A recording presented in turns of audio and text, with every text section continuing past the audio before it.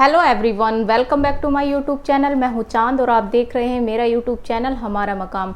और आज की इस वीडियो में हम करने वाले हैं 2015 जून के पॉलिटिकल साइंस क्वेश्चन पेपर का एनालिसिस। क्वेश्चन पेपर ये पॉलिटिकल साइंस का जून 2015 का है और आइए देखते हैं इसका फर्स्ट क्वेश्चन हमारा क्या है। लेकिन इससे पहले मैं बता दूं कि मैंने 2012 से 2021 तक political science question paper test series start की है, जिसमें मैं 2012, 13 और 14 के क्वेश्चन पेपर का एनालिसिस करा चुकी हूँ। अगर आपने नहीं देखा है तो सारे लिंक आपको डिस्क्रिप्शन बॉक्स में मिलेंगे और आप जाकर देख सकते हैं। आइए स्टार्ट करते हैं 2015 के क्वेश्चन पेपर का फर्स्ट क्वेश्चन है हमारा इन अर्थशास्त्र how many department of the government find mention. अर्थशास्त्र जो है उसमें कितने डिपार्टमेंट हैं, गवर्नमेंट के कितने डिपार्टमेंट मेंशन किए गए हैं। आइए हिंदी में भी आपको दिखा देते हैं कि ये हिंदी में इसका क्या दिया है। देखिए, अर्थशास्त्र में सरकार के कितने विभागों का उल्लेख किया गया, यानी कितने डिपार्टमेंट में मेंशन किया गया है। तो इसका जो राइट आंसर होगा, इसका हमारा राइट आंसर होगा, पहले हम ऑप्शंस देखते हैं। ऑप्शन है हमारे 32, 33, 34, 35। तो फर्स्ट क्वेश्चन का हमारा राइट आंसर है 34। पहले मैं आपको ये बता दूं कि ये अर्थशास्त्र जो है ये कौटिल्य द्वारा लिखी गई एक पुस्तक है और इसमें जो है उसका प्रशासन के बारे में बताया गया है। और कौटिल्य को आप याद रखिएगा, उन्होंने मंडल थ्योरी दी है, सप्तांग थ्योरी दी है, शाणगुण नीति दी है और उन्होंने 4 टाइप के दुर्ग भी बताए हैं। आइए देखते हैं हम नेक्स्ट क्वेश्चन। नेक्स्ट है हमारा who of the following fled Athens for Chalcis in order that the Athenian might not commit a second crime against philosophy. ये स्टेटमेंट किसने दिया है, आइए हिंदी में दिखाते हैं इसको। देखिए, निम्नलिखित में से इसलिए एथेंस से कालिचस भाग गया था कि एथेंस वासी जो हैं वो दर्शन शास्त्र के विरुद्ध दूसरा अपराध ना कर दें, यानी कि वो फिलोसफी के विरुद्ध दूसरा क्राइम नहीं कर दें। इसके ऑप्शन है हमारे सुकरात, प्लेटो, अरस्तु, यूक्लिड। तो इसका जो हमारा राइट आंसर होगा, इसमें से आप देखिए कि एथेंस से कालिचस कौन गए थे। अगर आपने इन चारों को पढ़ा होगा तो आपको याद होना चाहिए। इसका जो राइट आंसर है हमारा वो है अरस्तु। अरस्तु जो थे एथेंस से कालचिस चले गए थे। और अगर हम सोक्रेटिस के बारे में बात करें तो ये जो हैं ये प्लेटो के गुरु हैं। देखिए, सोक्रेटिस यानी कि सुकरात के स्टूडेंट कौन थे, प्लेटो, और प्लेटो के स्टूडेंट कौन थे, अरिस्टोटल। तो ये जो एथेंस से कालचिस चले गए थे ये कौन थे, ये थे अरिस्टोटल। इसलिए क्वेश्चन नंबर 2 का हमारा राइट आंसर क्या होगा, अरिस्टोटल। अब देखते हैं क्वेश्चन नंबर 3।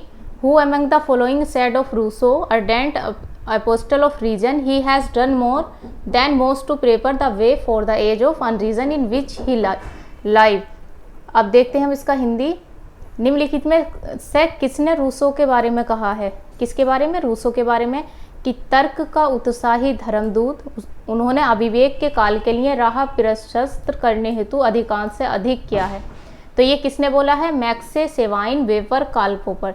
तो 33 क्वेश्चन का हमारा जो राइट आंसर होगा वो होगा हमारा ऑप्शन नंबर 3। रूसो के बारे में ये किसने बोला है कि उन्होंने विवेक के काल के लिए राह प्रशस्त करने हेतु अधिकांश से अधिक किया है, यानी कि ज़्यादा से ज़्यादा किया, ये बोला है वेपर ने। आइए देखते हैं हम क्वेश्चन नंबर 4। पहले मैं इसका थर्ड का ऑप्शन नंबर सी। अब देखते हैं हम क्वेश्चन नंबर 4। अगर हम क्वेश्चन नंबर 4 की बात करें तो ये जो दिया है हमारा लिस्ट 1 है और लिस्ट 2 है और दोनों को हमें क्या करना है, मैच करना है। देखिए, सबसे पहले अगर हम बात करें लोक की, होब्स, लोक, रूसो, जेएस मिल, तो इसमें जो है हमारा सबसे पहले अगर हम होब्स की बात करें तो होब्स ने किस चीज़ की बात की है, sovereignty, claim that sovereignty has its origin in the people and remain with the people. लोक की अगर हम बात करें तो इन्होंने limited form of constitutional government की बात की है। और अगर हम बात करें रूसो की, जेएस मिल की करते हैं। पहले जेएस मिल ने किस चीज़ की बात की है, इन्होंने की है freedom of thought and expression. एक मिनट, पहले हम जेएस मिल को टिक करते हैं। देखिए, अब ए का 4 और डी का 2 हमारा कहाँ पर है, डी का 2 हमारा कहाँ पर है, डी का 2 हमारा डी ऑप्शन में है। लेकिन ए का 4, एक मिनट, ये थोड़ा सा इसको सोवरेनिटी का ये होगा, होप्स का हमारा होगा defence of sovereignty and assertion of the claims of political authority and over religion. A का 1 बी का 3, ए का 1, वी का 3 और हमारा रूसो का होगा क्लेम दैट सोवर्निटी। इस तरीके से हमारा राइट आंसर क्या होगा? क्वेश्चन नंबर 4 का हमारा राइट आंसर होगा ऑप्शन नंबर 4 या मीन डी। देखिए होप्स ने जो बात की है, अभी आपको मैं ये हिंदी में दिखाती हूँ, एक बार हम इसको हिंदी में भी मैच करते हैं। देखिए होप्स ने जो क्या बात की है, संप्रभुता की सुरक्षा और धर्म पर राजनीतिक सत्ता के दृढ़ का दावा किया है। लोक ने बात की है संवैधानिक सरकार का सीमित रूप, लिमिटेड गवर्नमेंट की बात की है। रूसो ने बात की है कि दावा संप्रभुता का मूल लोगों में समाहित है और लोगों के पास होगा, याद रखिएगा। बैक टू नेचर भी रूसो ने बताया कि प्रकृति की ओर लौटो। जे.एस. मिल की अगर हम बात करें तो इन्होंने क्या बताया है? विचार तथा अभिव्यक्ति की स्वतंत्रता। तो इस तरीके से हमारा राइट आंसर होगा ऑप्शन नंबर डी, हमारा राइट आंसर होगा। क्वेश्चन नंबर 4 का हमारा option number D right answer. अब देखते हैं क्वेश्चन नंबर 5। क्वेश्चन नंबर 5 हमारा क्या है? क्वेश्चन नंबर 5 है हमारा, क्वेश्चन नंबर 5 है हमारा, who among the following compare the organisation of civil society to a powerful system of fortress and earthworks standing behind the state. सबसे पहले आप ये याद रखिए कि इसमें जो जितने भी नाम दिए गए हैं, इसमें सिविल सोसाइटी की बात किसने की है? सिर्फ एक आप कीवर्ड देखिएगा, सिविल सोसाइटी।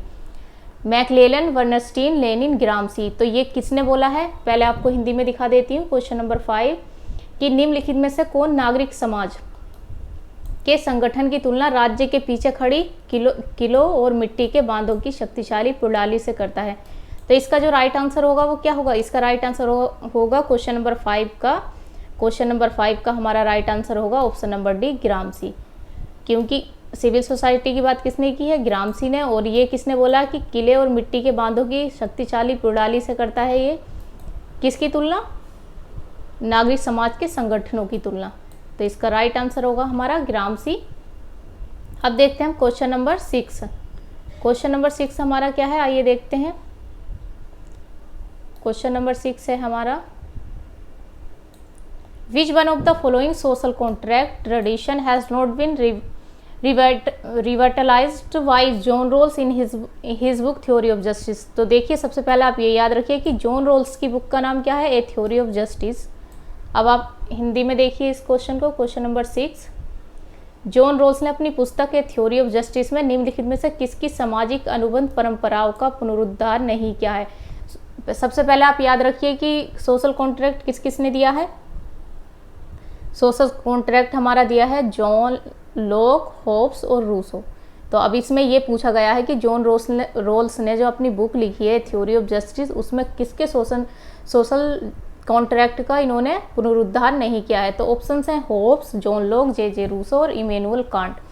तो याद रखिएगा इसका जो राइट आंसर होगा ऑप्शन नंबर 1। होब्स का जो सोशल कॉन्ट्रैक्ट था उसका इन्होंने पुनरुद्धार नहीं किया है। अब देखते हैं क्वेश्चन नंबर 7। क्वेश्चन नंबर 7 हमारा क्या है? आइए देखते हैं। ये देखिए 6 का हमारा होगा option number A right answer. Question number 7 है हमारा, who among the following said the bhakti in religion may be a road to the salvation of the soul, but in politics bhakti और hero worship is a sure road to degradation and eventual dictatorship. अब इसका हम हिंदी दिखाते हैं कि question number 7 का हमारा हिंदी क्या है। देखिए किसने कहा है कि धर्म में भक्ति आत्मा की मुक्ति का मार्ग हो सकता है, यानी कि भक्ति जो है वो धर्म में क्या है? आत्मा की मुक्ति का मार्ग हो सकता है, परंतु राजनीति में भक्ति या वीर पूजा अपकर्ष और संवाहित तानाशाही के लिए सुनिश्चित मार्ग है। तो ऐसा किसने बोला है? ऑप्शन है हमारे पास जयप्रकाश नारायण, एम.एन. रॉय, वी.आर. अम्बेडकर और 4 है हमारा सावरकर। तो ये किसने बोला है? क्वेश्चन नंबर 7 का हमारा राइट आंसर होगा भीमराव अंबेडकर। याद रखिएगा क्वेश्चन नंबर 7 का हमारा राइट आंसर है ऑप्शन नंबर सी। ये देखिए इसका राइट आंसर है हमारा भीमराव अंबेडकर। अब देखते हैं हम question number 8। Who said therefore the sword of British is holy, therefore the baghnakh of Shivaji of fair fame, therefore the beheading of Charles is a just deed, therefore the arrow of William Tell is divine. इसका हिंदी देखते हैं हम question number 8। देखिए हिंदी है, इसलिए ब्रुट्स की तलवार पवित्र है, इसलिए शिवाजी का बाघ नख न्याय संगत है, इसलिए चार्ल्स फर्स्ट का सिर कटवा देना नियोजित कर्म है, इसलिए विलियम टेल का तीर दिव्य है। तो ये किसने बोला है? ऑप्शन है A M N Roy, option B है सुभाष चंद्र बोस, ऑप्शन 3 है अरविंदो घोष, ऑप्शन 4 है बी डी सावरकर। तो ऐसा किसने बोला है? ये बोला है बी डी सावरकर ने। बी डी सावरकर के बारे में और जान लीजिए, इन्होंने हिंदुत्व दिया है। हिंदुत्व वर्ड जो कॉइन किया था वो चंद्रनाथ बसु ने किया था, लेकिन उसको जो आगे इन्होंने ब्रॉड लेवल पर लेकर गए वो लेकर गए बी डी सावरकर। और बी डी सावरकर जो थे इन्होंने हिंदी को राष्ट्रभाषा बनाने की कोशिश की, और ये जो थे ये कहते थे कि सब समस्त जातियों का हिंदूकरण और हिंदुओं का सैनिकीकरण होना चाहिए। अब देखते हैं हम क्वेश्चन नंबर 9। क्वेश्चन नंबर 9 है हमारा 8 का हमारा right answer B D Savarkar. Question number 9 है which one of the following not पूछा feature of Eastern intellectual foundation stone of behaviouralism. अगर आपने लास्ट क्वेश्चन का पेपर एनालिसिस देखा होगा तो आपको ये क्वेश्चन बहुत अच्छे से आया होगा, क्योंकि लास्ट क्वेश्चन 2014 वाले में भी सेम क्वेश्चन पूछा गया है, लेकिन उसमें जो था क्रोनोलॉजिकल ऑर्डर में पूछा गया था। तो जो ये बिहेवियरलिज्म है ये पहले किसने दिया है? सबसे पहले आप याद रखिएगा बिहेवियरलिज्म जो है वो डेविड ईस्टन ने दिया है, लेकिन इसको सबसे पहले कौन लेकर आए? चार्ल्स इसको लेकर आए थे। सॉरी अभी नाम में स्किप हो गया, बाकी बताती हूँ मैं आपको जैसे याद आता। Regularities, value, pure science, stratification. तो इसमें जो राइट आंसर होगा हमारा क्या होगा? अगर आपने लास्ट क्वेश्चन पेपर का एनालिसिस देखा होगा तो आपको याद होगा रेगुलरिटीज भी है उसमें, वैल्यूज़ भी हैं, प्योर साइंस भी है, और इसका जो स्ट्रेटिफिकेशन नहीं है। तो इसका राइट आंसर होगा हमारा स्ट्रेटिफिकेशन, क्योंकि क्वांटिफिकेशन भी है उसमें। टोटल कितने बताएं? टोटल 8 बताएं। अगर पोस्ट बिहेवियरलिज्म की बात करें तो उसमें 7 बताएं। अब देखते हैं हम question number 10 which one of the following is not a factor. इसमें पूछा है is not a factor of for Fukuyama leading to the triumph of liberal democracy. इन्होंने लिबरल डेमोक्रेसी के लिए क्या नहीं बताया, देखते हैं। पहले मैं आपको इसका हिंदी दिखा देती हूँ, देन उसके बाद हम इंग्लिश में क्वेश्चन करेंगे। देखिए इसका है फुकुयामा के लिए उदारवादी लोकतंत्र के विजय उल्लास का प्रमुख कारक नहीं है। मान्यता के लिए संघर्ष, प्रकृति पर विज्ञान के अधिकार का तर्क, उदारवादी लोकतंत्र में प्रमुख विरोधाभासों का अभाव, उदारवाद का विजयोल्लास विचारधाराओं की अपेक्षा अर्थव्यवस्था के रूप में अधिक है। अब हम इसका इंग्लिश देखते हैं और आपको राइट आंसर आपको देना होगा। अपना आंसर आप एज्यूम कीजिए और फिर चेक कीजिए कि आपका आंसर राइट है या रॉन्ग। देखिए इसका जो है इसमें नोट पूछा है तो द स्ट्रगल फॉर रिकॉग्नाइजेशन भी राइट है, the logic of science mastery over nature भी राइट है, absence of major contradiction in liberal democracy भी राइट है, the triumph of liberalism is more in term of economic than ideology. तो ये जो है इन्होंने नहीं बताया है। इसका जो ऑप्शन नंबर 4 जो है हमारा नहीं होगा, इकोनॉमिक देन आइडियोलॉजी। और याद रखिएगा फुकुयामा की बुक्स का नाम क्या है, इन्होंने क्या बताया है? इनकी बुक का नाम है एंड ऑफ हिस्ट्री। याद रखिएगा एंड ऑफ हिस्ट्री। अब देखते हैं हम question number 11 since mid 1950 the major trend in comparative politics have been in the areas of since mid में 1950 में जो मेजर ट्रेंड थे कंपैरेटिव पॉलिटिक्स के वो कौन कौन से एरियाज में थे? देखिए system theory, cultural theory, development theory और क्लास थ्योरी। तो क्वेश्चन नंबर 11 का हमारा राइट आंसर क्या होगा? A C B C D. तो ये जो है ये सारे हमारे राइट हैं, system theory, culture theory, development theory और क्लास थ्योरी। तो क्वेश्चन नंबर 11 का हमारा राइट आंसर होगा ऑप्शन नंबर डी। ये देखिए मैं टिक कर देती हूँ, उदारवाद का विजयोल्लास विचारधाराओं की अपेक्षा अर्थव्यवस्था के रूप में अधिक है। तो क्वेश्चन नंबर इसका डी था। और अब देखेंगे हम क्वेश्चन नंबर 11 का। तुलनात्मक राजनीति की प्रमुख प्रवृत्तियां क्षेत्रों में रही हैं। तो ये व्यवस्था, संस्कृति, विकास, वर्ग सिद्धांत, ये चारों ही यहाँ पर ठीक है। क्वेश्चन नंबर 11 का हमारा राइट आंसर होगा ऑप्शन नंबर डी। अब देखते हैं क्वेश्चन नंबर, देखिए क्वेश्चन नंबर 12 हमारा लिस्ट 1 है और लिस्ट 2 है। यहाँ पर थिंकर्स दिए हैं और कंसेप्ट दिए हैं और इसको हमें क्या करना है? मैच करना है। तो सबसे पहले हम मैच करेंगे इनको, Karl Deutsch, Huntington, Pareto, David Easton. अगर हम कार्ल डच की बात करें तो कार्ल डच ने क्या दिया है? कार्ल डच ने दिया है हमारा रिसेप्टर, क्योंकि कार्ल डच किससे जुड़े हुए हैं? वो कम्युनिकेशन थ्योरी से, हंटिंगटन मॉडर्नाइजेशन से।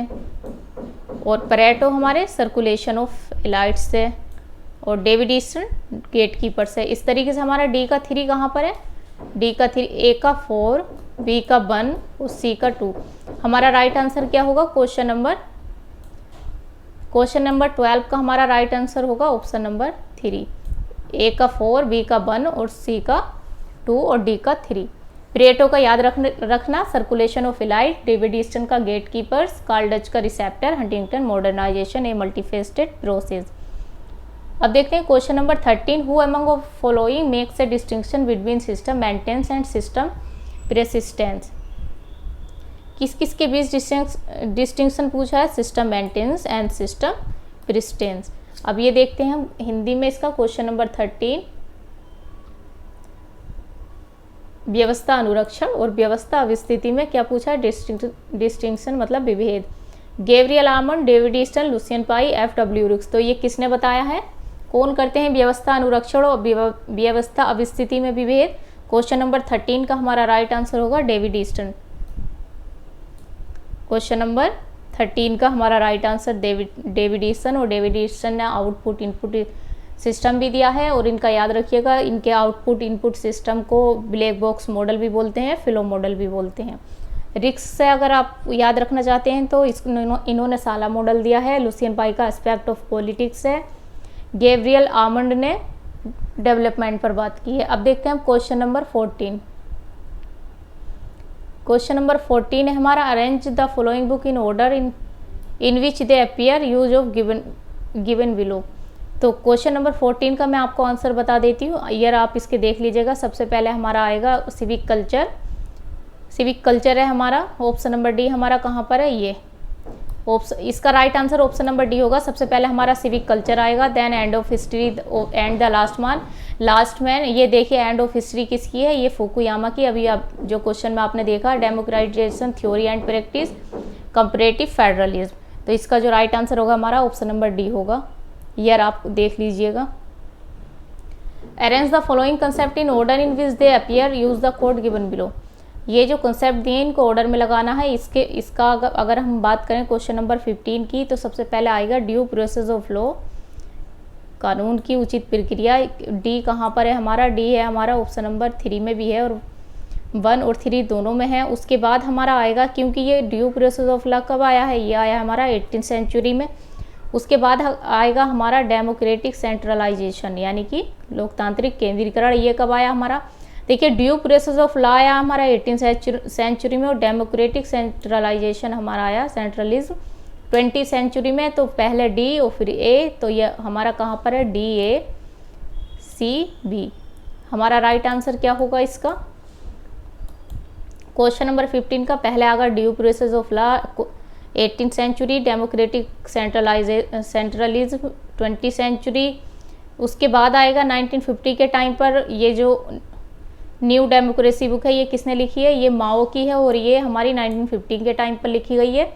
और फीडबैक सिस्टम की अगर हम बात करें तो ये किसकी, ये कौन से कम्युनिकेशन थ्योरी से लिया गया, और ये 1970 का है। एक बार आप ध्यान से सुनिएगा, due process of law 18th century के टाइम का है। उसके बाद अगर डेमोक्रेटिक सेंट्रलिज्म की बात करें तो ये हमारा 20th सेंचुरी का है। न्यू डेमोक्रेसी माओ ने 1950 के टाइम पे लिखी, और फीडबैक सिस्टम हमारा 1970 में आया। तो इस तरीके से हमारा क्वेश्चन नंबर 15 का right answer option number, question number 15 का हमारा right answer option number C. ये देखिए हमारा राइट आंसर। अब देखते हैं क्वेश्चन नंबर 16। क्वेश्चन नंबर 16 हमारा क्या है, क्वेश्चन नंबर 16 है, we are under the constitution what the constitution is what the जज से इट इज। यानी कि हम तो कॉन्स्टिट्यूशन के अंदर हैं, बट कॉन्स्टिट्यूशन क्या है, जो कि जज कहते हैं। We side USA to you, which one of the following countries can this be applicable. यानी कि जो यूएसए का है ये कौन सी कंट्री ने एप्लीकेबल किया है, तो इसका जो राइट आंसर होगा ये होगा हमारा क्वेश्चन नंबर 16 का इंडिया, क्योंकि हमारे यहाँ पर क्या है, जुडिशियल रिव्यू है। तो क्वेश्चन नंबर 16 का हमारा राइट आंसर होगा ऑप्शन नंबर बी। अगर आप हिंदी में देखना चाहते हैं तो मैं इसको हिंदी में भी दिखा देती हूँ। क्वेश्चन नंबर 16, हम संविधान के अंतर्गत हैं, लेकिन संविधान वही है जो न्यायाधीश कहते हैं। न्यायाधीश कहते हैं। संयुक्त राज्य अमेरिका के अतिरिक्त निम्नलिखित में से किस देश के लिए ये लागू होता है? तो ये होता है ऑप्शन नंबर बी, इंडिया के लिए। अब देखते हैं हम क्वेश्चन नंबर 17। क्वेश्चन नंबर 17 हमारा क्या है? Who among the following has written federalist paper? Federalist paper किसने लिखे हैं? V Anderson, C Reynolds, James Madison, Theodore Adorno. तो इसका जो राइट आंसर होगा हमारा क्या होगा? James Madison. याद रखिएगा, federalist papers James Madison. Question number 17 का ऑप्शन नंबर 3 हमारा राइट आंसर। अब देखेंगे हम question number 18। Who among the following argue that the belief in the principle of authority is the only reliable mean of securing order? ये किसने बोला है? ये कौन आर्गू करते हैं? और ये देखते हैं, इसका हम हिंदी में भी देखते हैं, देन उसके बाद हम ऑप्शंस देखेंगे। किसने तर्क ये दिया है कि सत्ता के सिद्धांत में विश्वास व्यवस्था को सुरक्षित रखने का एकमात्र विश्वसनीय माध्यम है? तो इसके जो ऑप्शंस हैं, Joseph de Maistre, Max Weber, Friedrich Nietzsche, Giovanni Gentile. तो इसका जो राइट आंसर होगा वो क्या होगा? किसने बोला है ये कि राज्य सत्ता के सिद्धांत में विश्वास व्यवस्था को सुरक्षित करने का एकमात्र विश्वसनीय माध्यम है? तो ये बोला है हमारा क्वेश्चन नंबर 18 का राइट आंसर है हमारा जोसेफ डी मैस्ट्रे। अब देखते हैं हम क्वेश्चन नंबर 18, इंग्लिश में देखेंगे हम पहले। ये देखिए 18 का तो हमारा हो गया जोसेफ डी मैस्ट्रे। याद रखिएगा, option number A right answer, 18 का ए। अब देखते हैं हम क्वेश्चन नंबर 19।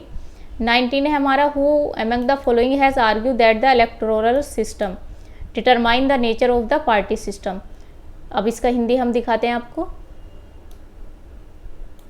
निम्नलिखित में से किसने ये तर्क दिया कि जो इलेक्टोरल सिस्टम है, निर्वाचन प्रणाली दलीय व्यवस्था की प्रकृति को निर्धारित करती है? तो ये किसने बोला? डुबर्गर, मिशेल, शुम्पीटर, वेबर। तो इसका जो राइट आंसर होगा क्वेश्चन नंबर 19 का वो होगा हमारा शुम्पीटर। और अगर आपने डुबर्गर का क्लासिफिकेशन देखना है तो आप जाकर देख सकते हैं। अब देखते हैं हम क्वेश्चन नंबर 20 हमारा 1960 के दशक के मध्य में राजनीतिक विकास उपागम की आलोचना की गई। रीज़न है हमारा तर्क, संयुक्त राष्ट्र और पश्चिमी यूरोप के अनुभवों पर आधारित इस उपागम की तीसरी दुनिया में सीमित प्रासंगिकता थी। तो इसका 20 का जो हमारा राइट आंसर होगा क्या होगा? ये जो है असर्शन भी ठीक है हमारा, रीजन भी ठीक है, और आर ए की सही व्याख्या यानी कि सही स्पष्टीकरण है। तो 20 का हमारा राइट आंसर ऑप्शन नंबर ए। ये देखिए हिंदी में, इंग्लिश में भी दिखा देती हूँ। Political development approach come under criticism in the mid 1960। कब आया? 1960 में। The approach based on the experiences of the United state and western Europe had limited relevance in the third world. तो इसका राइट आंसर होगा हमारा option number ए। अब देखते हैं question number 21। What is the correct order in which the following term are inscribed in the preamble of the constitution of India? ये जो हमारे दिए गए हैं प्रेम्बल के, ये सारे हमको कैसे लगाने हैं? करेक्ट आंसर इसका लगाना है, सीक्वेंस में लगाने हैं। तो क्वेश्चन नंबर 21 का जो हमारा राइट आंसर होगा, सबसे पहले हमारा क्या आएगा? सबसे पहले हमारा आएगा जस्टिस, देन लिबर्टी, सी के बाद बी हमारा यहाँ पर है, उसके बाद आएगा हमारा इक्वालिटी, और सबसे एंड में आएगा हमारा फर्टिनिटी। अगर आपने प्रेम्बल नहीं देखी, आप कॉन्स्टिट्यूशन की प्रेम्बल देख सकते हैं। और सबसे पहले justice, liberty, equality and fraternity. अब देखते हैं हम क्वेश्चन नंबर, ये देखिए क्वेश्चन नंबर 21 का सबसे पहले न्याय, फिर स्वतंत्रता, समानता और भ्रातृत्व, ऑप्शन नंबर बी। अब देखते हैं क्वेश्चन नंबर हम 22, इसमें पूछा है which of the following right are available to foreigner living in India? यानी कि जो ये आर्टिकल दिए हैं कौन कौन से हमारे इंडिया में फॉरेनर को भी अवेलेबल हैं, उनके लिए भी। भारत में रहने वाले विदेशियों के लिए कौन कौन से अधिकार उपलब्ध हैं? तो देखिए कानून के समक्ष समानता, शिक्षा का अधिकार, भाषा की स्वतंत्रता, आवागमन की स्वतंत्रता। तो आइए देखते हैं हम इसमें से कौन कौन से हैं। Equality before law, right to education, freedom of speech, freedom of movement. तो सबसे पहले अगर हम बात करें क्वेश्चन नंबर 22 की, तो ये जो है हमारा right freedom of speech, freedom of movement, ये कौन से आर्टिकल के तहत आता है? ये आता है हमारा आर्टिकल 19 के तहत। और आर्टिकल 19 हमारा किसके लिए? फॉरेनर के लिए नहीं है। तो इसको हम कट करेंगे। सी और डी हमारा कौन कौन से ऑप्शन में है, सी इसमें भी है, डी इसमें है। बाकी इक्वालिटी बिफोर लॉ और राइट टू एजुकेशन ये दोनों हमारे फॉरेनर को अवेलेबल है। 29 और 30 ये भी हमारा क्या कहते होंगे, फॉरेनर को नहीं है, फॉरेनर को नहीं मिला हुआ है। बाकी who is the first law officer of the government of India, हमारे जो फर्स्ट लॉ ऑफिसर हैं गवर्नमेंट ऑफ इंडिया के वो कौन है? Chief justice of India, law secretary, solicitor general of India, attorney general of India. तो इसका जो राइट आंसर होगा 23 का वो क्या होगा हमारा, अटॉर्नी जनरल ऑफ इंडिया। इनका आर्टिकल क्या है 76, याद करिएगा, अटॉर्नी जनरल ऑफ इंडिया का हमारा आर्टिकल है 76। अब देखते हैं question number 24, which one of the following can not be dissolve but can be एबोलिश्ड। इसमें से पूछा गया है कि कैन नॉट बी डिसॉल्व, ऐसा कौन सा है जो डिसॉल्व नहीं हो सकता? Lok Sabha, Rajya Sabha, state legislative council, state legislative assembly. तो इसका जो राइट आंसर होगा वो होगा राज्यसभा। राज्यसभा कभी भी डिसॉल्व नहीं हो सकती, ये स्थायी सदन है, परमानेंट। अब देखते हैं हम question number 25, who among the following governor appointed can be removed only by the governor. 25 में पूछा है कि जो गवर्नर द्वारा अपॉइंट होते हैं परंतु गवर्नर द्वारा हटाए नहीं जाते, रिमूव नहीं किए जाते, इनमें से कौन कौन है? सबसे पहले हम देखेंगे option number A, advocate general, members of the state finance commission, member of the state public service commission, vice chancellor of A state university. तो देखिए सबसे पहले अगर मैं बात करूं state member of state public service commission की, तो ये किसके द्वारा इलेक्ट होते हैं? ये इलेक्ट तो हमारे गवर्नर द्वारा होते हैं। और अगर आपने स्टेट पब्लिक सर्विस कमीशन नहीं पढ़ा तो आप जाकर देख सकते हैं, पढ़ सकते हैं, मैंने कॉन्स्टिट्यूशनल बॉडीज़ सारी करा रखी हैं, आप उसमें जाकर देखेंगे तो आपको एकदम क्लियर हो जाएगा। तो स्टेट पब्लिक सर्विस कमीशन को अपॉइंट कौन करते हैं? अपॉइंट करते हैं हमारे गवर्नर, लेकिन इनको रिमूव कौन करते हैं? इनको रिमूव करते हैं हमारे प्रेसिडेंट यानी कि राष्ट्रपति। तो आप अगर सी ऑप्शन को एलिमिनेट करेंगे तो आपका आंसर आसानी से आएगा। देखिए सी हमारा इधर भी है और सी हमारा 3 ऑप्शन में भी है, सी हमारा 4 ऑप्शन में भी है। तो इस तरीके से हमारा राइट आंसर क्या होगा? हमारा राइट आंसर होगा ऑप्शन नंबर बी। आप ये याद रखिएगा कि स्टेट पब्लिक सर्विस कमीशन के जो मेंबर होते हैं उनको अपॉइंट किया जाता है गवर्नर के द्वारा, लेकिन उनको रिमूव किया जाता है प्रेसिडेंट के द्वारा। बाकी एडवोकेट जनरल को गवर्नर हटा सकते हैं, member of the state finance commission को हटा सकते हैं, vice chancellor of A state university को गवर्नर रिमूव कर सकते हैं।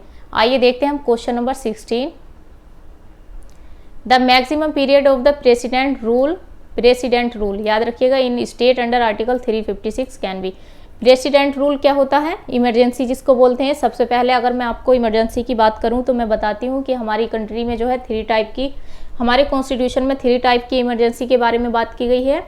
फर्स्ट है नेशनल इमरजेंसी, सेकंड है हमारी स्टेट इमरजेंसी, थर्ड है हमारी फाइनेंशियल इमरजेंसी। और ये जो प्रेसिडेंट रूल होता है यही प्रेसिडेंट रूल होता है आर्टिकल 356 के तहत। आप इसको ऐसे याद रख सकते हैं क्योंकि ये क्वेश्चन ऐसे भी बन सकता है कि प्रेसिडेंट रूल स्टेट का कौन से आर्टिकल के अंडर आता है, तो ये आता है हमारा 356 और इसका मैक्सिमम पीरियड कितना है? 1 ईयर, 2 ईयर, 3 ईयर, 4 ईयर। तो इसका जो राइट आंसर होगा हमारा वो होगा 3 ईयर।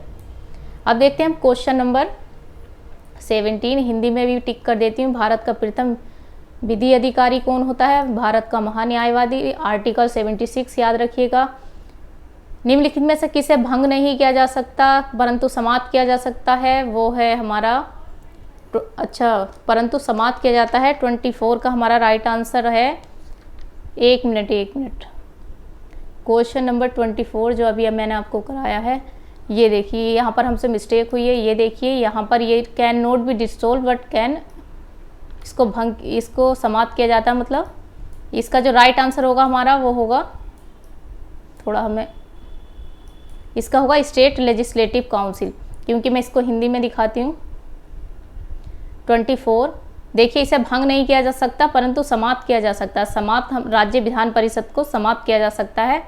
राज्य विधान परिषद अभी तक कितने स्टेट में है? तो ये अभी तक टोटल 6 स्टेट में है, आप याद रखिएगा। यूपी, बिहार, कर्नाटक, आंध्र प्रदेश, तेलंगाना, इनमें सारे में जो है राज्य विधान परिषद है और इसको समाप्त किया जा सकता है। भंग नहीं किया जा सकता परंतु इसको हम समाप्त कर सकते हैं। और ये अगर किसी स्टेट को इसका मतलब इसकी नीड होती है, इसकी ज़रूरत पड़ती है तो वो इसको बना भी सकता है। अब देखते हैं अपना आंसर राइट कर लीजिएगा। 24 का ऑप्शन नंबर सी हमारा राइट आंसर है। इसको समाप्त किया जा सकता है, राज्यसभा को समाप्त नहीं किया जा सकता, राज्यसभा स्थायी है, स्थायी सदन है। अब देखते हैं 25 जो मैंने आपको बताया राज्यपाल द्वारा नियुक्त किए गए परंतु राज्यपाल द्वारा हटाया नहीं जाता, तो ये हैं हमारे लोक सेवा आयोग के सदस्य जो कि राज्यपाल द्वारा नहीं हटाए जा सकते, तो इसलिए हमने सी को यहाँ से हटाया। राज्यपाल द्वारा बाकी कौन कौन हटाए जा सकते हैं? महाधिवक्ता, राज्य वित्त आयोग के सदस्य, राज्य विश्वविद्यालय के कुलपति। तो राइट आंसर था हमारा ऑप्शन नंबर बी। अनुच्छेद 356 के अंतर्गत राज्य में राष्ट्रपति शासन की अधिकतम अवधि क्या हो सकती है? 3 वर्ष। अब देखें हम क्वेश्चन नंबर 27। क्वेश्चन नंबर हमारा 27 है, which of the following statement are not true? Not true पूछा है, process of constitutional amendment in India. इसमें नोट ट्रू पूछा है, आप ध्यान दीजिएगा कि कॉन्स्टिट्यूशनल अमेंडमेंट से रिलेटेड नोट ट्रू पूछा है। फर्स्ट है हमारा the parliament can amend the constitution with a special majority, तो ये हमारा राइट होगा। State assembly can propose amendment in the constitution propose, तो ये देखिए स्टेट असेंबली हमारी पर्पोज नहीं कर सकती, किसके लिए? कॉन्स्टिट्यूशन में अमेंडमेंट के लिए, तो ये हमारा क्या होगा? ये हमारा रॉन्ग होगा। अब हम देखेंगे बी हमारा कौन कौन से में है। बी हमारा है 2 ऑप्शन में और 4 ऑप्शन में, अभी हमारा राइट आंसर नहीं आया। अब देखते हैं statement C, a bill for constitutional amendment can be introduce only in the lower house of the parliament, तो ऐसा बिल्कुल भी नहीं है कि हमारा जो कॉन्स्टिट्यूशनल अमेंडमेंट का जो बिल होता है वो ओनली लोअर हाउस में आएगा, यानी पार्लियामेंट की लोकसभा निम्न सदन लोकसभा में आएगा, ऐसा बिल्कुल भी नहीं है। ओनली मनी बिल है जो कि हमारा लोअर हाउस में आता है, तो इसलिए ये भी हमारा रोंग होगा। बी और सी हमारे दोनों रोंग होंगे, ए हमारा राइट है। तो देखिए ए हमारा 3 ऑप्शन में है और ए हमारा कहाँ पर नहीं है? इस ऑप्शन में नहीं है, तो इसका राइट आंसर क्या होगा? 27 का हमारा राइट आंसर होगा ऑप्शन नंबर बी, क्योंकि देखिए पार्लियामेंट अमेंड कर सकती है स्पेशल मेजोरिटी से, तो ये हमारा राइट होगा। बल्कि स्टेट असेंबली हमारी कॉन्स्टिट्यूशन अमेंडमेंट के लिए नहीं आ सकती। बिल हमारा ऐसा नहीं है कि लोकसभा ही उसको पारित, लोकसभा द्वारा ही लाया जाए, उसको राज्यसभा भी ला सकती है। Deadlock between the 2 house of parliament over A bill for constitutional amendment can be removed by a joint session of the parliament, तो देखिए ज्वाइंट सेशन का कहीं पर भी बात नहीं की गई है कि अगर बिल पास नहीं होता है दोनों सदन में तो उस पर ज्वाइंट सेशन लिया जा सकता है, तो ऐसा कहीं पर भी नहीं है। तो ये हमारा डी ऑप्शन भी, डी स्टेटमेंट भी रोंग है और डी हमारे यहाँ पर भी। The president of India enjoy the veto power of, देखिए कॉन्स्टिट्यूशनल अमेंडमेंट के लिए प्रेसिडेंट वीटो पावर को एंजॉय नहीं करते, तो ये भी हमारा रोंग है। इसलिए हमारा 27 का राइट आंसर क्या होगा? मैंने आपको सारे स्टेटमेंट एक्सप्लेन कर दिया, हमारा राइट आंसर होगा ऑप्शन नंबर 2। अब हम देखते हैं question number 28, which of the following is not? पहले याद रखिएगा यहाँ पर पूछा is not a condition for parliament to legislate on the subject mention in the state list. अगर कोई सब्जेक्ट जो है वो स्टेट लिस्ट का मेंशन कर दिया गया है पार्लियामेंट में, तो उसके बारे में ये पूछा है, नोट पूछा है। If Lok Sabha decide that a subject mention in state list of national importance, यानी कि लोकसभा डिसाइड करेगी कि सब्जेक्ट जो भी विषय है वो स्टेट लिस्ट का नेशनल इंपॉर्टेंस, राष्ट्रीय हित का हो गया है। इफ़ 2 और more state assembly pass a resolution to such effect, 2 more state assembly से 2 या 2 से अधिक स्टेट असेंबली से रेजोल्यूशन मतलब इफेक्ट में आएगा। If a state of emergency declare, state emergency declare करेगा ये टीडीटी with a foreign country has to put into effect. देखिए मैं इसका हिंदी में आपको दिखाती हूँ। 28 क्वेश्चन नंबर 28 का अगर हम बात करें, क्वेश्चन नंबर 28 है कि यदि संसद राज्य सूची में उल्लेखित विधान पर विधान नहीं बना सकती है विषयों पर, यदि लोकसभा ये निर्णय ले कि ये राज्य सूची राज्य विषय का राष्ट्रीय महत्व का है, यदि 2 या 2 से अधिक राज्य विधानमंडल इस संशय में कोई संकल्प पारित करें, यदि आपातकाल की स्थिति घोषित कर दी जाए, यदि किसी अन्य देश के साथ कोई भी संधि को लागू किया जाना हो। तो सबसे पहले मैं बताऊं कि सबसे पहले अगर हम बात करें उसकी राज्यसभा की स्पेशल पावर की, तो राज्यसभा के पास ये स्पेशल पावर है कि अगर कोई विषय राज्य सूची का में राष्ट्रीय महत्व का हो गया है तो ये पावर किसकी है? हमारी राज्यसभा की। और यहाँ पर क्या दिया है? लोकसभा। तो इसका 28 का हमारा राइट आंसर क्या होगा? इसमें मतलब कौन सा रोंग है? ये है हमारा ऑप्शन नंबर ए रोंग, क्योंकि अगर कोई विषय राष्ट्रीय सूची का राष्ट्रीय महत्व का हो गया है तो ये निर्णय, उस पर निर्णय कौन लेगा? उस पर निर्णय लेगी हमारी राज्यसभा। तो इसका राइट आंसर क्या होगा? 28 का ऑप्शन नंबर ए।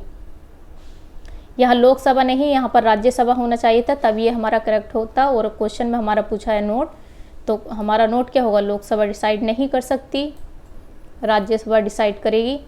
अब देखते हैं question number 29। Any resolution passed by the parliament for removing a जज of the Supreme Court has to be investigated by a committee comprising. देखिए बट 2015 के जून का क्वेश्चन पेपर कर रहे हैं, उस टाइम ये एनटीए ने क्वेश्चन इसको कैंसिल किया था, इसलिए हम इसको नहीं करेंगे, क्योंकि उस टाइम एनजेक और ये सब चीज़ें चल रही थी, और इसलिए इसको क्या किया गया था, कैंसिल किया गया था। अब देखते हैं क्वेश्चन नंबर 30। क्वेश्चन नंबर 30 है हमारा, पहले हम इसको लिस्ट 1 और लिस्ट 2, लिस्ट 1 दिया गया है और लिस्ट 2 दिया गया है, और इसको हमें क्या करना है, मैच करना है। सबसे पहले है इंडिया अगेंस्ट करप्शन। करप्शन की बात कौन करते हैं, अन्ना Hazare. Narmada Bachao Andolan, Medha Patkar. Right to information movement, Aruna Roy. और भारतीय किसान यूनियन, महेंद्र सिंह टिकैत। तो इस तरीके से इंडिया ए का 3 हमारा कहाँ पर है, ए का 3 4 ऑप्शन में है, वो 4 ऑप्शन यानी कि चारों में है। नर्मदा बचाओ आंदोलन हमारा कहाँ पर है, बी का 4 हमारा 2 और 3 दोनों में है।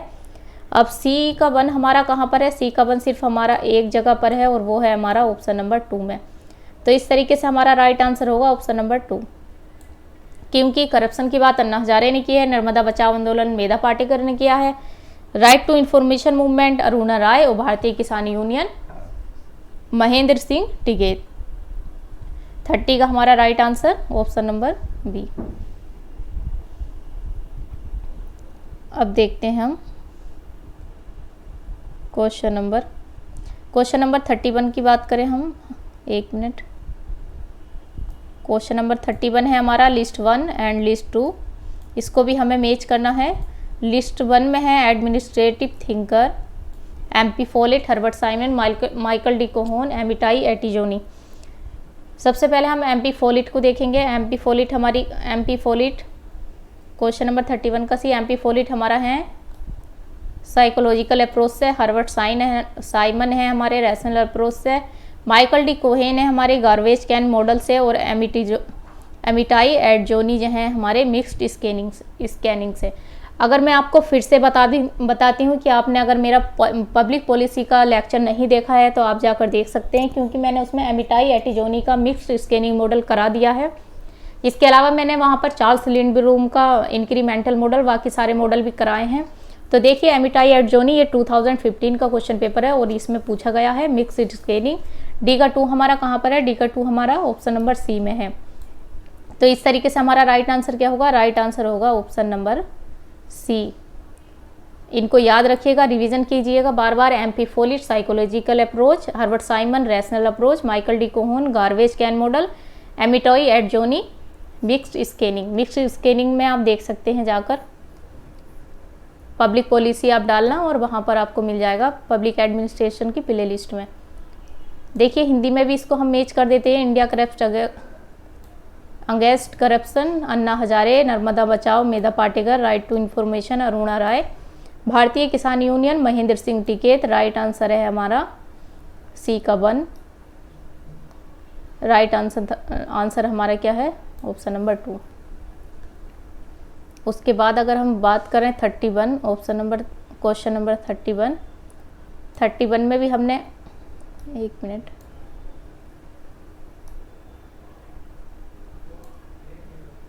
का एमपी फोलेट मनोवैज्ञानिक, हर्बर्ट साइमन तर्कसंगत, Michael D Cohen garbage can model, और एमिटाई एटिजोनी मिक्स्ड स्कैनिंग। और राइट आंसर हमारा क्या था, डी का 2 हमारा था option number C.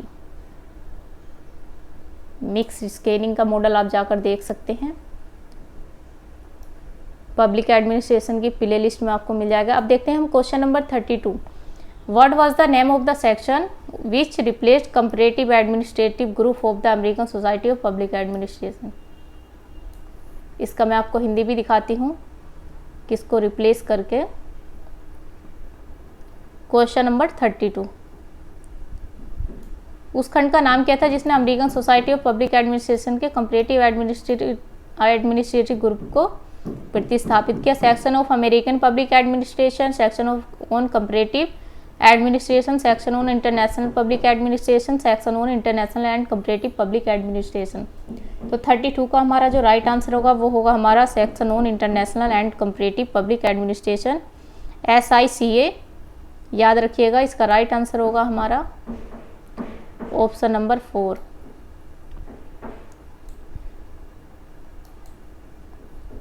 Section on comparative international comparative public administration, SICA। इसका राइट आंसर होगा 32 का ऑप्शन नंबर डी। अब देखते हैं हम क्वेश्चन नंबर 33। Arrange Maslow. देखिए पहले याद रखिएगा, ये मैस्लो जो है ये इन्होंने दिया है human needs in correct chronological order. Maslow ने जो अपनी थ्योरी, मोटिवेशन थ्योरी में जो ह्यूमन नीड्स दिए हैं उसका ऑर्डर पूछा है कि उन्होंने कैसे कैसे बताया है। तो हम इसके डायरेक्ट आंसर की बात करेंगे, क्योंकि ये सब सिर्फ ऑर्डर में लगाने के लिए बोला है। 33 का हमारा राइट आंसर होगा। सबसे पहले इन्होंने साइकोलॉजी की बात की है, उसके बाद सिक्योरिटी की बात की है, बिलोंगिंगनेस की बात की है, सेल्फ स्टीम की बात की है और सेल्फ एक्चुअलाइजेशन की बात की है। तो ये अरेंज मैस्लो का जो है, मैस्लो द्वारा जो ह्यूमन नीड्स बताई गई हैं उनका क्रोनोलॉजिकल ऑर्डर है psychological, security, belongingness, self esteem, self actualization. इनको याद रखिएगा आप। 34 क्वेश्चन नंबर 34 है हमारा assertion and reason both staff and auxiliary agency assist the line agency but are distinctly from each other. Reason है हमारा auxiliary agency have no operating responsibilities. तो question number 34 का हमारा राइट आंसर होगा, पहले मैं आपको हिंदी में दिखा देती हूँ। और एजेंसी की अगर हम बात करें तो एजेंसी हमारी 3 टाइप की होती हैं, स्टाफ, सहायक और लाइन। स्टाफ, लाइन और सहायक। स्टाफ, लाइन और सहायक। तो देखिए स्टाफ और सहायक दोनों लाइन अभिकरणों की सहायता करते हैं, परंतु एक दूसरे से भिन्न होते हैं। सहायक अभिकरणों की कोई प्रचलनीय जिम्मेदारियां नहीं होती। तो ये जो है इसका हमारा राइट आंसर होगा option number C. Question number 34 का हमारा राइट आंसर होगा ऑप्शन नंबर सी, क्योंकि जिम्मेदारियां होती हैं। सबसे पहले अगर मैं एजेंसी की बात करूं तो स्टाफ, लाइन और ऑक्सिलरी। स्टाफ में आते हैं जैसे कि हमारा एडमिनिस्ट्रेटिव, मैनेजमेंट इस तरह का, या कोई डिपार्टमेंट या मिनिस्ट्री वगैरह। लाइन जो होती हैं, लाइन का काम होता है कि वो जो स्टाफ होता है उसका जो गोल होता है उसको ये एडवाइस करती हैं और उस गोल को अचीव करने में उसकी हेल्प करती हैं। और जो सहायक एजेंसी होती हैं जिनको यहाँ पर ऑक्सिलरी एजेंसी भी बोलते हैं, तो उनमें आते हैं सारी हाउसकीपिंग, जैसे वाटर, इलेक्ट्रिसिटी, जो भी हाउसकीपिंग में जितने भी आते हैं तो उनकी जिम्मेदारियाँ होती हैं। और हमारे रीजन में दिया है जिम्मेदारियां नहीं होती, तो इसलिए ये हमारा रॉन्ग होगा। अब देखते हैं हम क्वेश्चन नंबर 35। क्वेश्चन नंबर 35 है which one of the following type of leader does note. देखिए डज नोट पूछा है, फिगर इन मोने and relay in classification of leader. मोने एंड रिले ने जो क्लासिफिकेशन किया है लीडर्स का, उसमें पूछा है नोट, कौन सा फिगर नहीं है। Formal leader, titular leaders, controllers, टिरू ऑर्गेनाइजर। तो इसका जो राइट आंसर होगा हमारा 35 का, इसका होगा फॉर्मल लीडर्स, क्योंकि मोने एंड रिले ने फॉर्मल लीडर के बारे में बात नहीं की है। टिटुलर लीडर, कंट्रोलर और टिरू ऑर्गेनाइजर की उन्होंने बात की है। स्केलर चैन भी इन्होंने, मोने एंड रिले ने जो दिया है वो स्केलर चैन भी दिया है। अब देखेंगे हम क्वेश्चन नंबर 36। 36 है हमारा which one of the following not पूछा गया है। Include the elements of public policy by Austin Ranney. A set of objective, a selected line of action, a implementation of intent, reconsideration of objective. आइए देखते हैं हम इसका Hindi. Austin Ranney public policy यानी कि सार्वजनिक नीति के तत्वों में निम्नलिखित में से कौन एक सम्मिलित नहीं है। नोट पूछा गया है उद्देश्य का एक समुच्चय, कार्यवाही की एक चयनित रूपरेखा, आशय सहित कार्यान्वयन, उद्देश्यों पर पुनर्विचार। तो क्वेश्चन नंबर 36 का हमारा राइट आंसर होगा ऑप्शन नंबर डी, उद्देश्य पर पुनर्विचार। तो देखिए उन्होंने उद्देश्य का एक समुच्चय बताया है, कार्यवाही की एक चयनित रूपरेखा बताई है और आशय सहित क्रियान्वयन बताया है। याद रखिएगा ऑस्टिन रेमी के पब्लिक पॉलिसी के तत्व।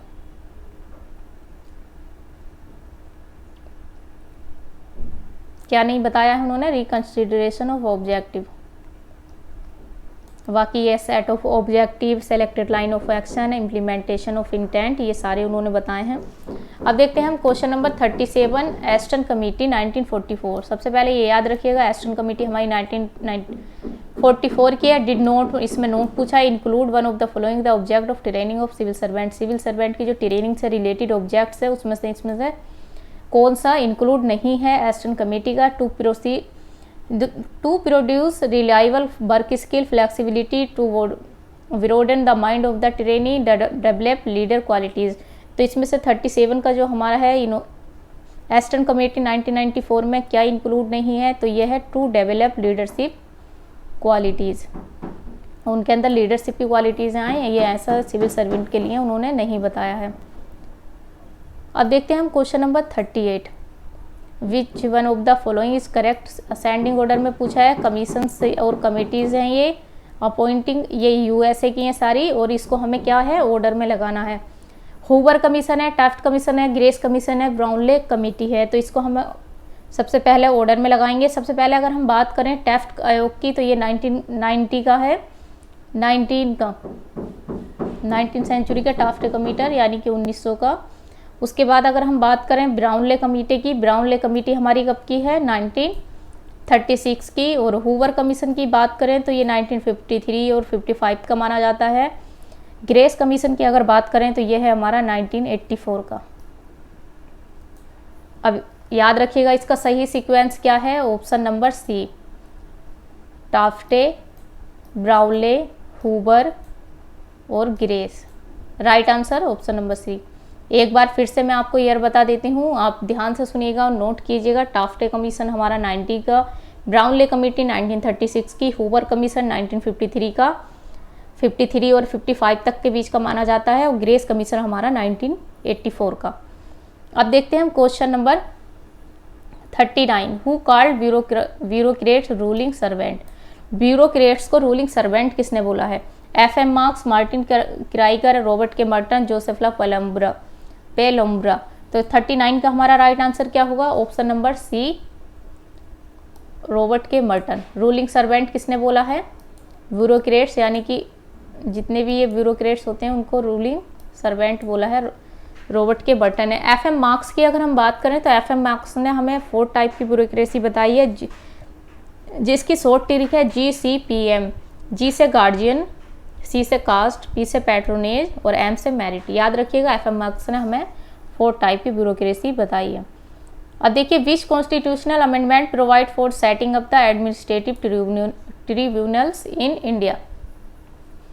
किस कॉन्स्टिट्यूशनल अमेंडमेंट के द्वारा प्रोवाइड किया गया क्या एडमिनिस्ट्रेटिव ट्रिब्यूनल?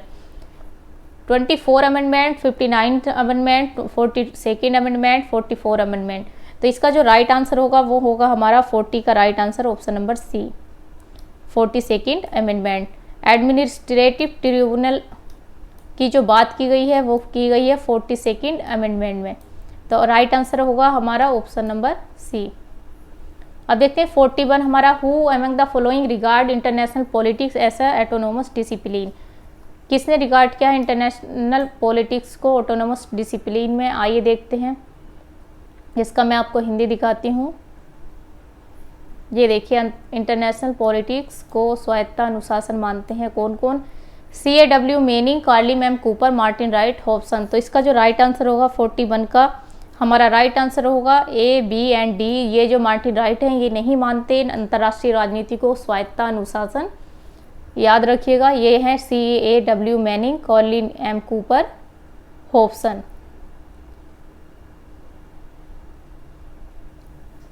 ऑटोनोमस डिसिप्लिन नहीं मानते हैं ये।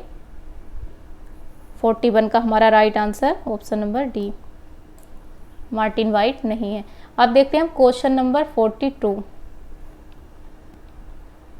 42 में पूछा गया है which of the following pair correctly match, यानी कि ये पेयर दिए गए हैं, इसमें कौन सा करेक्टली मैच है?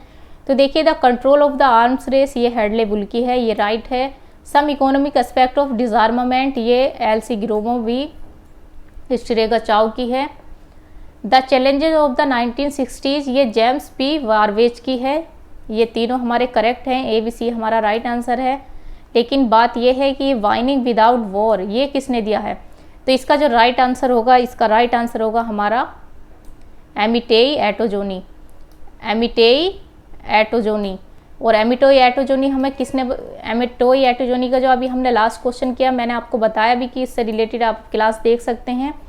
तो ये जो है एमिटोई एटोजोनी ने मिक्स्ड स्कैनिंग मॉडल दिया है। देखिए मैं आपको दिखा भी सकती हूँ कि इनका जो मिक्स्ड स्कैनिंग मॉडल क्वेश्चन में पूछा गया है, अभी दिखाते हैं हम कौन से क्वेश्चन में हमने मिक्स्ड स्कैनिंग मॉडल किया है।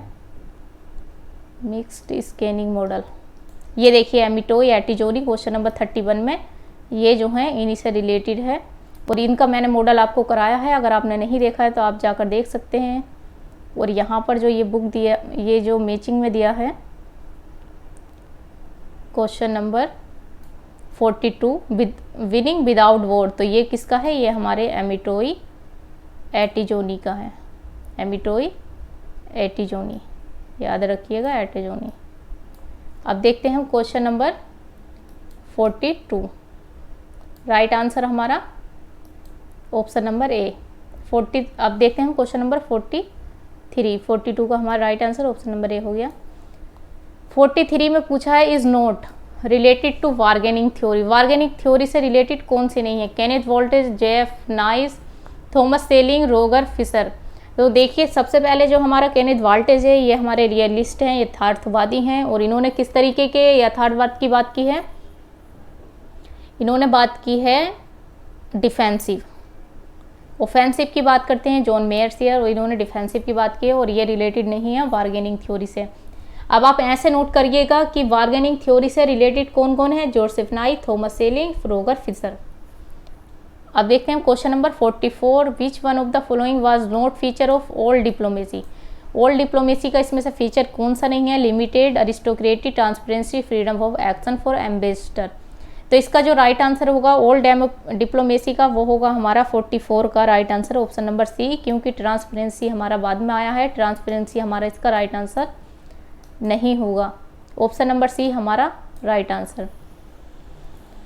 Question number 45, in which year Brezhnev has propounded the concept of Asian collective security system. Asian collective security system जो प्रोपाउंड किया ब्रेजनेव ने, वो कौन से ईयर में किया, 1967, 68, 1969, 1970।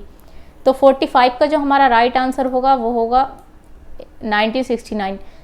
ऐसे याद रखिएगा, एशियन कलेक्टिव सिक्योरिटी सिस्टम किसने दिया, ब्रेजनेव ने, और कौन से ईयर में दिया, 1969 में। अब देखते हैं question number 46, which of the following article of the charter of united nation organization are related to regional organization. इसमें आर्टिकल दिए हैं यूनाइटेड नेशन ऑर्गेनाइजेशन के जो रिलेटेड हैं रीजनल ऑर्गेनाइजेशन से, तो कौन कौन से हैं, आर्टिकल 51, आर्टिकल 52, आर्टिकल 53, आर्टिकल 54। तो हमारा 46 का राइट आंसर क्या होगा, देखिए आर्टिकल 52, आर्टिकल 53, आर्टिकल 54 ये सारे हमारे किस चीज़ से रिलेटेड हैं, रीजनल ऑर्गेनाइजेशन से। राइट आंसर हमारा ऑप्शन नंबर ए। अब देखते हैं हम क्वेश्चन नंबर, इसका पहले मैं टिक कर देती हूँ। क्वेश्चन नंबर 46 का हमारा राइट आंसर होगा ऑप्शन नंबर ए। ये बाकी तीनों हैं हमारे, ये 52 भी है, 53 भी है और 54 भी है। ये तीनों आर्टिकल हमारे रिलेटेड हैं रीजनल ऑर्गेनाइजेशन से। अब देखेंगे हम क्वेश्चन नंबर 47 हमारा क्वेश्चन है, which of the following country is not a member of ASEAN. अगर आपने आसियान से रिलेटेड वीडियो नहीं देखी है तो आप जाकर देख सकते हैं, इंटरनेशनल रिलेशन की प्लेलिस्ट बनी है, उसमें मैंने आसियान कराया है। वो मैंने ट्रिक के माध्यम से आपको याद कराए हैं कि आसियान के मेंबर कौन कौन से हैं। अगर आपने एक बार ट्रिक देख ली तो आप उसको कभी नहीं भूल पाएंगे। आइए देखते हैं हम, इसमें लाओस है, कंबोडिया है, वियतनाम है, नॉर्थ कोरिया है। अगर आप ट्रिक के अकॉर्डिंग याद करेंगे तो आप आसानी से आंसर याद इसका दे सकते हैं और आप सारे मेंबर्स को आसानी से याद रख सकते हैं। तो इसका जो राइट आंसर होगा हमारा वो होगा नॉर्थ कोरिया, क्योंकि हमारा आसियान जो था वो उसके फाउंडिंग फादर जो माने जाते हैं उस टाइम 5 कंट्री थी, फिलीपींस, मलेशिया, सिंगापुर, इंडोनेशिया और थाईलैंड। वाकई ये सारे बात के हैं, आप याद रखिएगा इनको। और इन नॉर्थ कोरिया आसियान का मेंबर नहीं है। अब देखते हैं क्वेश्चन नंबर हम 48, originally what was the total strength security council of the United state. यानी ओरिजिनली मूल रूप से जब टोटल स्ट्रेंथ कितनी है सिक्योरिटी काउंसिल ऑफ इंडिया की थी, सॉरी कितनी थी, 9, 10, 11, 15, तो 48 का हमारा राइट आंसर होगा ऑप्शन नंबर सी 11। ओरिजिनली जब हमारा सेटअप हुआ था security council of united nation का, तब उसकी टोटल स्ट्रेंथ थी 11। क्वेश्चन नंबर 49 हम देखते हैं। Recently France has agreed to set up atomic power plant in India. France ने जो सेटअप किया है, एग्री हुआ है एटॉमिक पावर के लिए, वो कहाँ पर है? इंडिया में। कोंडाकुलम, तारापुर, खड़गपुर, जेतपुर, तो ये कहाँ पर है? ये 49 का हमारा आंसर होगा जेतपुर। अब देखते हैं क्वेश्चन नंबर 50। क्वेश्चन नंबर 50 हमारा क्या है? क्वेश्चन नंबर 50 हमारा लिस्ट 1 है और लिस्ट 2 है, और इसमें क्या दिया है? ये सब नॉन अलाइनमेंट की मीटिंग दी है, सबमिट दी है, और इसको हमें मैच करना है कि कहाँ कहाँ पर हुई। तो हमारी जो सबसे पहली तो बेलग्रेड में हुई, और उसके बाद जो सेकंड सबमिट हुई हमारी, वो हुई हमारी कैरो में, और थर्ड सबमिट हमारी कहाँ पर हुई? लुसाका में। फोर्थ हमारी अल्जीरिया में, और फिफ्थ हमारी कोलंबो में। इस तरीके से सेकंड का 4 हमारा यहाँ पर है, और थर्ड का हमारा लुसाका, बी का थर्ड हमारा यहाँ पर है, और डी का 1 हमारा यहाँ पर है। 50 का हमारा राइट आंसर क्या होगा? ऑप्शन नंबर बी हमारा राइट आंसर होगा। ये सारी सबमिट हैं, वे आप याद रखिएगा नॉन अलाइनमेंट की। अब मैं इनको हिंदी में आपको दिखा देती हूँ। देखिए, आसियान का सदस्य नहीं है उत्तरी कोरिया। देन उसके बाद मूलतः यानी कि संयुक्त राष्ट्र संघ की सुरक्षा परिषद की कुल सदस्य संख्या कितनी थी? 11 थी। और जो फ्रांस ने हाल ही में, ये उस टाइम का मतलब हाल ही में लिखा है, उस टाइम का 2015 का के टाइम की बात है। तो यहाँ पर ये फ्रांस में, भारत में किस स्थान पर? जैतापुर पर। और ये जो हमने अभी लिस्ट मैच की है, ये की है हमारा फर्स्ट हमारा बेलग्रेड में हुआ, फर्स्ट भी मैं आपको बता देती हूँ। सेकंड हमारा काहिरा में हुआ, थर्ड हमारा लुसाका में हुआ, फोर्थ हमारा अल्जीरिया में हुआ, और फिफ्थ हमारा कोलंबो में हुआ। और राइट आंसर हमारा होगा ऑप्शन नंबर 2। 50 का क्वेश्चन नंबर